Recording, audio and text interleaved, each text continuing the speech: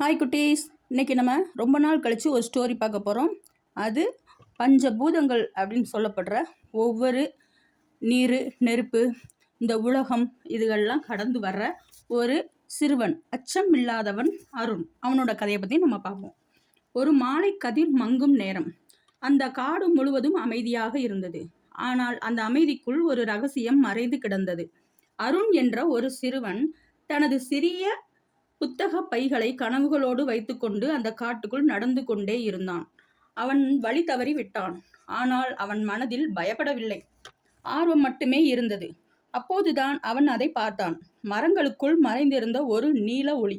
அருண் மெதுவாக அருகே சென்றான். அது ஒரு சாதாரண கதவு இல்லை. அந்த கதவின் மீது பிரகாசிக்கும் குறியீடுகள் இருந்தது. அவை உயிரோடு இருப்பது போல் ஒளிர்ந்தது. இது என்ன இடம் என்று அவன் தன்னுள் கேட்டான். அவன் கையை நீட்டியவுடன் அந்த கதவு மெதுவாக ஒளிர்ந்தது.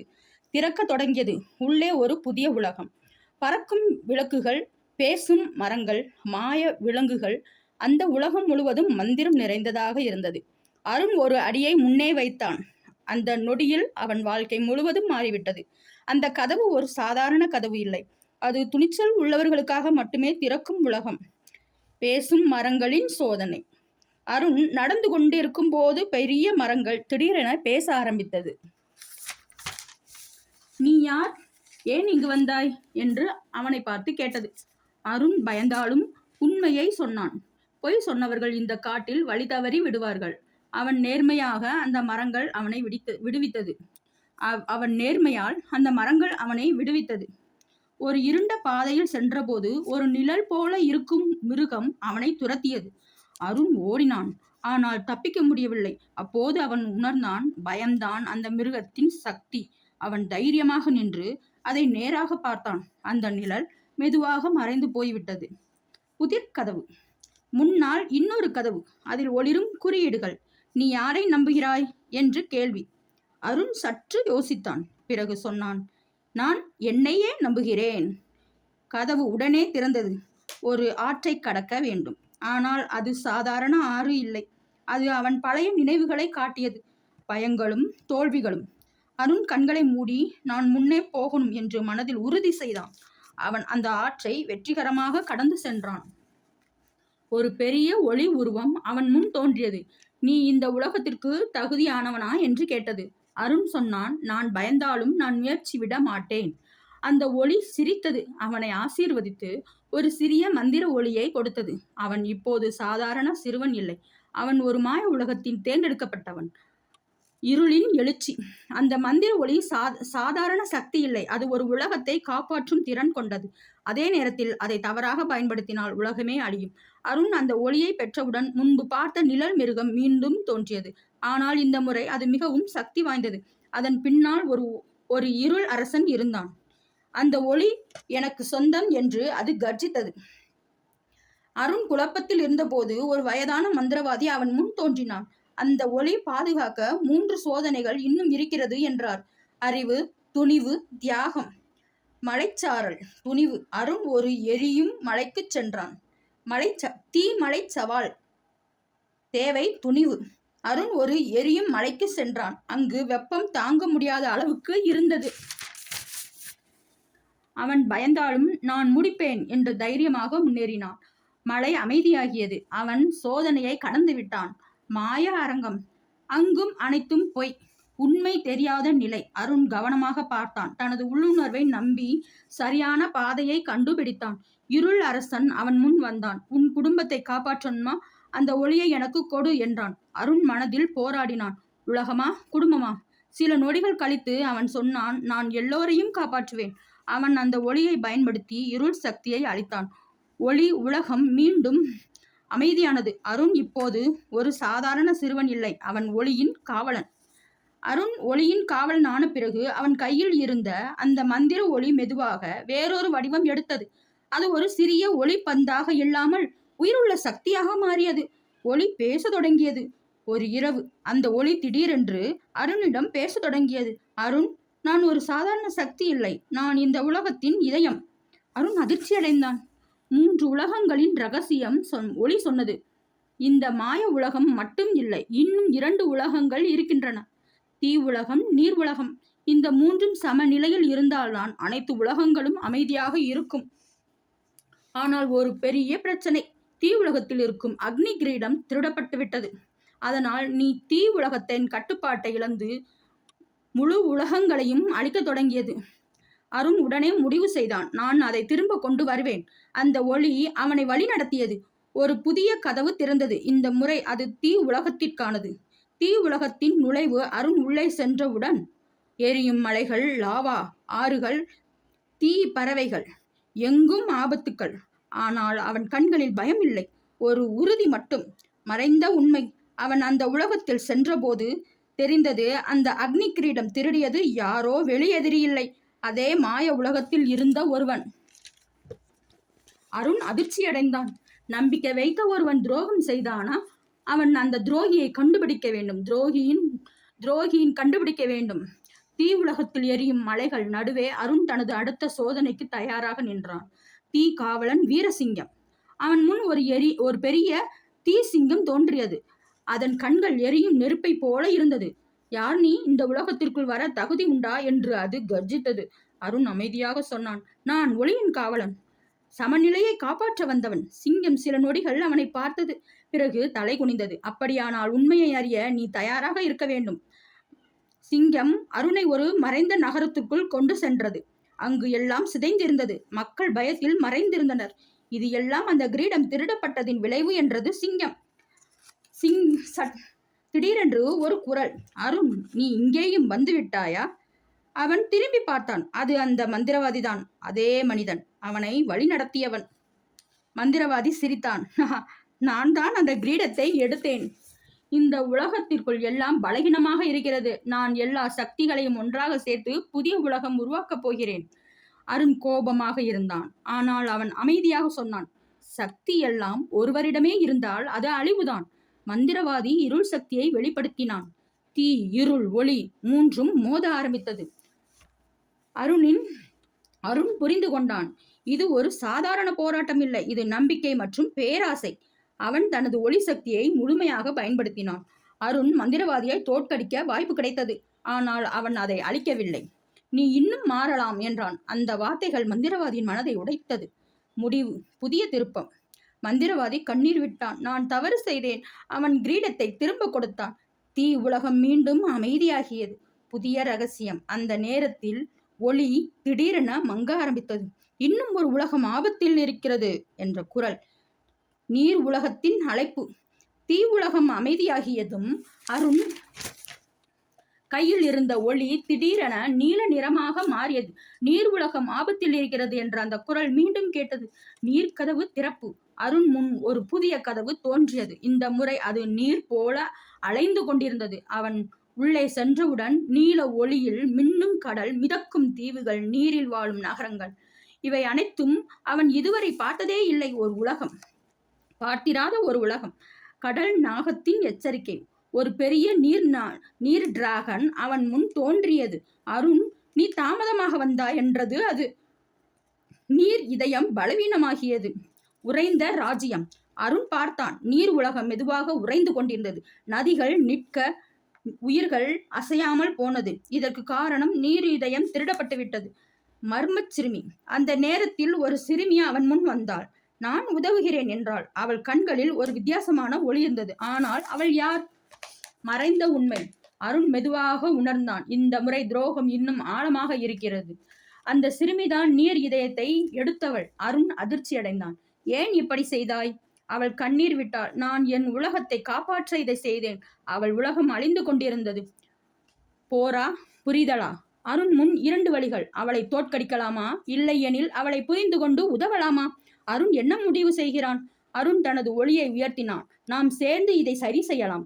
2 இதயங்களின் ஒற்றுமை. நீர் உலகம் உறைந்து கொண்டிருந்தது. அருணும் அந்த மர்ம சிறுமியும் ஒருவர் பார்த்து கொண்டிருந்தனர். உண்மையின் வெளிப்பாடு. அந்த சிறுமி மெதுவாக சொன்னாள், என் உலகம் முற்றிலும் வறண்டு போய்விட்டது. நீர் இல்லாமல் என் மக்கள் அழிந்து கொண்டிருக்கிறார்கள். அவள் கைகளில் இருந்தது நீர் இதயம். அருண் சண்டை செய்யவில்லை. அவன் சொன்னான், ஒரு உலகத்தை காப்பாற்ற மற்றொரு உலகத்தை அழிக்க முடியாது. அந்த வார்த்தைகள் சிறுமியின் மனதை தொட்டது. அருண் நினைத்தான், நீர் இதயத்தின் சக்தியை பிரிக்கலாம். ஒரு பகுதி நீர் உலகத்தை காப்பாற்ற, மற்றொரு பகுதி சிறுமியின் உலகத்தை மீட்டெடுக்க. அருண் தனது ஒளி சக்தியையும் சிறுமி தனது நீர் சக்தியையும் சேர்த்தார்கள். அந்த தருணத்தில் ஒளியும் நீரும் ஒன்றாக கலந்தது. ஒரு புதிய இரட்டை இதயம் உருவானது. உறைந்த நீர் உலகம் மீண்டும் ஓட ஆரம்பித்தது. சிறுமியின் வறண்ட உலகத்தில் மழை பெய்தது. உயிர்கள் மீண்டும் சிரித்தன. கடல் நாகத்தின் பாராட்டு. அந்த பெரிய நாகம் டிராகன் மீண்டும் தோன்றியது. அருண், நீ போராடாமல் காப்பாற்ற கற்றுக்கொண்டாய். அருண் உணர்ந்தான், ஹீரோ என்பவன் வெற்றி பெறுவது அல்ல, அனைவரையும் காப்பாற்றுவதுதான். சிறுமி சிரித்தாள். அவர்கள் இருவரும் நண்பர்களாகிவிட்டார்கள். அந்த நேரத்தில் மற்றொரு கதவு தோன்றியது. இந்த முறை அது காற்று உலகத்திற்கான கதவு. நீர் உலகத்தை காப்பாற்றிய பிறகு அருணும் அந்த சிறுமியும் புதிய கதவின் முன் நின்றனர். அந்த கதவு காற்றை போல தெரியாமல் அசைந்தது. அவர்கள் உள்ளே சென்றவுடனே உள்ளே மிதக்கும் மலைகள், ஆகாயத்தில் பறக்கும் நகரங்கள், காற்றில் மிதக்கும் உயிர்கள். இதுதான் காற்று உலகத்தின் கட்டுப்பாடற்ற புயல். திடீரென ஒரு பெரிய சூறாவளி அது எல்லாவற்றையும் அழித்து கொண்டிருந்தது. காற்று சமநிலை இழந்துவிட்டது என்றால் சிறுமி. அந்த புயலின் நடுவில் ஒரு மர்ம மனித உருவம், காற்றின் காவலன். ஆனால் அவன் கட்டுப்பாட்டை இழந்திருந்தான். உண்மையின் வெளிப்பாடு. அருண் உணர்ந்தான், காற்றின் சக்தி யாராலும் திருடப்படவில்லை, அது கோபத்தால் சிதைந்தது. அருண் அருகே சென்றான். நீயே இதை கட்டுப்படுத்த முடியும் என்றான். சிறுமியும் சேர்ந்து சொன்னாள், நீ தனியாக இல்லை. அருணின் ஒளி, சிறுமியின் நீர் சக்தி இரண்டும் சேர்ந்து காற்றை சமப்படுத்தின. புயல் மெதுவாக அமைதியாகியது. காற்றின் இதயம் காவலன் விழித்துக் கொண்டான்.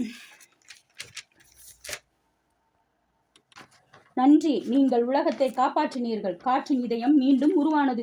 இப்போது தீயின் சக்தி, நீரின் சக்தி, காற்றின் சக்தி மூன்றும் ஒன்றாக இணைந்தது. பெரிய ரகசியம். அந்த நேரத்தில் வானம் உடைந்தது போல் ஒரு ஒளி, ஒரு பெரிய குரல். நீங்கள் 3 உலகங்களையும் காப்பாற்றினீர்கள். ஆனால் உண்மையான சவால் இன்னும் வருகிறது.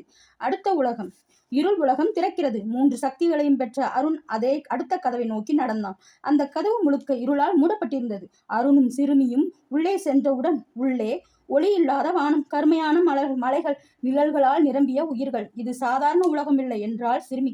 நிழல்களின் தாக்குதல். திடீரென்று நிழல்கள் உயிர் பெற்று தாக்கின. அருண் தனது 3 சக்திகளையும் பயன்படுத்தினான். தீ நிழலை தள்ளியது. நீர் பாதுகாப்பு கவசமானது. காற்று தாக்குதலை தடுத்தது. ஆனால் நிழல்கள் மறுபடியும் உருவானது.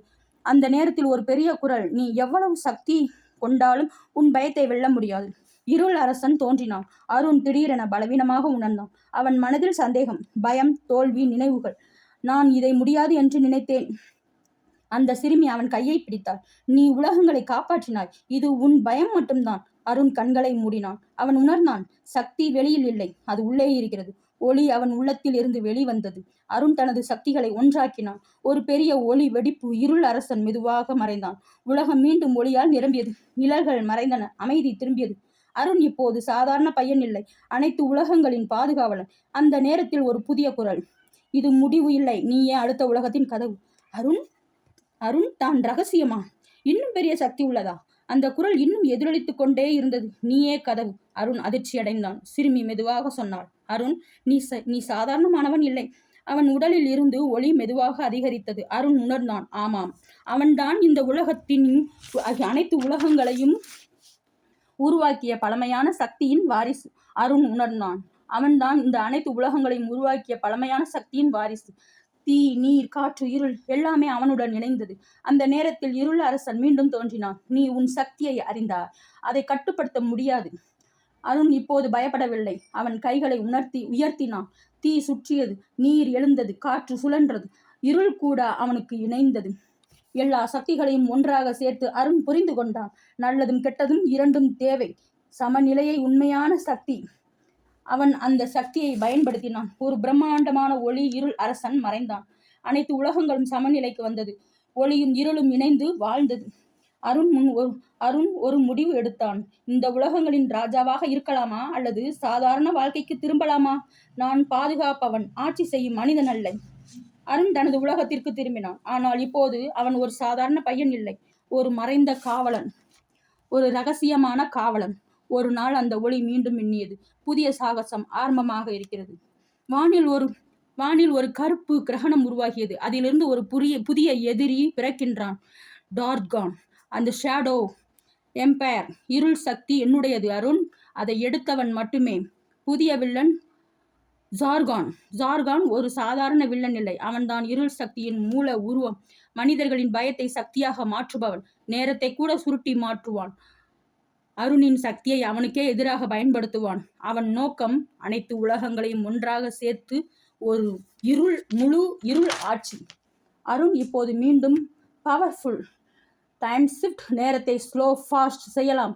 லைட் வேவ், இருளை உண்டாக்கும் ஒளி தாக்குதல். மைண்ட்லிங், நண்பர்களுடன் மன இணைப்பு. இதை பயன்படுத்தி அருண் தனியாக இல்லை. ஒளி சக்தி கொண்ட பெண், இயற்கையின் காவலன், போராடும் மிருக வீரன், மர்மமான நிழல் சக்தி. ஒரு நாள் அருண் ஒரு உண்மையை கண்டுபிடிக்கிறான். ஜார்கான் அருணின் இருள் வடிவம். அருண் உள்ளே இருந்த பயமே காரணம். இறுதிப் போரில் ஜார்கான் உலகங்களை அழிக்க முயற்சி செய்கிறான். நண்பர்கள் தோற்கிறார்கள். அருண் தனியாக நிற்கிறான். அவன் புரிந்து கொள்கிறான், இருள் அழிக்க முடியாது, அதை ஏற்றுக்கொள்ள வேண்டும். அருண் தனது ஒளி இருள் சக்தியை சேர்த்து ஒரு புதிய வடிவமாக மாறுகிறான். ஜார்கான் அழிக்கப்படவில்லை. அவன் அருணின் உள்ளே மீண்டும் இணைகிறான். இப்போது அருண், ஒளியும் இருளும் சமநிலை. ஆனால் இறுதிக் காட்சி, ஒரு புதிய சக்தி விழிக்கிறது. ஜார்கான் மெதுவாக மறைகிறான். அவன் அருணின் உள்ளே கலக்கிறான். இருள் இனி எதிரி இல்லை, அது ஒரு சக்தி. கட்டுப்பாட்டில் உலகங்கள் மீண்டும் உயிர் பெறுகிறது. கிறிஸ்டல் ரீல்மேன் ஒளிகிறது. ஸ்கை ஓசோன் அமைதியாகிறது. வேர்ல்டு லேண்ட் கூட சமநிலைக்கு வருகிறது.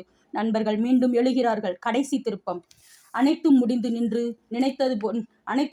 என்று நினைத்த போது வானத்தில் ஒரு புதிய சின்னம் தோன்றுகிறது. அது ஜார்கானை விட பெரிய சக்தி. ஒரு குரல், பேலன்ஸ் உடைந்தால் நான் வருவேன். அருண் மெதுவாக சொல்கிறான், இது முடிவு இல்லை, ஒரு ஆரம்பம். என்ன நண்பர்களே, இருள், நீர், ஒளி, இது எல்லாம் போராடுற மாதிரி, அருண் கூட நண்பர்களாகிற மாதிரி, ஒவ்வொரு உலகத்துக்கும் அருண் எப்படி போயிட்டு வர்றான் அப்படிங்கிற மாதிரி ஒரு கற்பனை உலகத்தை பார்த்தோம் இல்லையா? சூப்பராக இருந்ததா? ஓகே, தேங்க்யூ குட்டீஸ். இந்த கதை பிடிச்சிருந்தா எனக்கு கமெண்ட்ஸில் சொல்லுங்கள். போர் அடித்ததுனால கமெண்ட்டில் சொல்லுங்கள். கதை ரொம்ப பெருசாக சின்னதாக எதுவாக இருந்தாலும் சொல்லுங்கள். என்னோடய சேனலை சப்ஸ்கிரைப் பண்ணுங்கள். இது மாதிரி அழகான கற்பனை உலகத்துக்குள்ளே போவோம். எந்த மாதிரியான கற்பனை உலகத்துக்குள்ளே போகணும் அப்படிங்கிற டிப்ஸ் கூட சொல்லுங்கள். தேங்க்யூ.